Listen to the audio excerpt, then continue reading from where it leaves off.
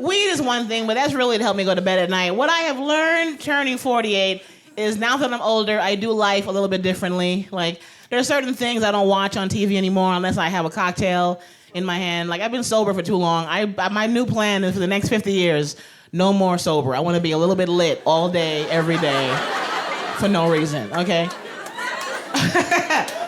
When you watch HGTV, please be tipsy. Please be a little bit drunk. That is how you watch that. Because when I'm sober, I'm like, look at this cute couple. Look at how cute they are. But if I'm drunk, what the fuck did they touch by? It's a whole different world. For example, I get tipsy now, a glass of wine, but as a woman, it's really a bottle. We know, right? Who does a glass, girl? That is a lie. You're telling yourself a lie.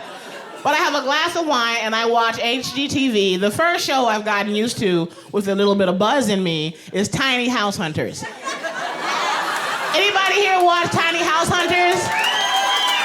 And be livid as you watch that mother. I can't watch that show. I get enraged. I want to break the TV screen. First of all, I was watching one episode and there was a married couple of ladies, 2 lesbians married, beautiful women, and they were looking around at this box. It wasn't a house, it was a fucking box, right? And wife number 1 is in the back, wife number 2 is in the front. The one in the back is like, look, babe, you can stand up. Who the hell says that when you're buying property? How in the hell does that make sense? Say that when you're buying a coffin. That's when I'm gonna be impressed. Like, look, babe, you can stand up. It's a big-ass box. Then I'm impressed. But not for a house, bitch. That's not... If you have $50,000, guess what you have? A down payment. You ain't ready. Go back and rent. You're not ready to buy anything yet. You don't have the whole house. How do you live in a tiny house? Every time you pass gas, all the house plants die. If you can take a shit and wash your face and compost in the same bowl, that is not a home. That is not a home.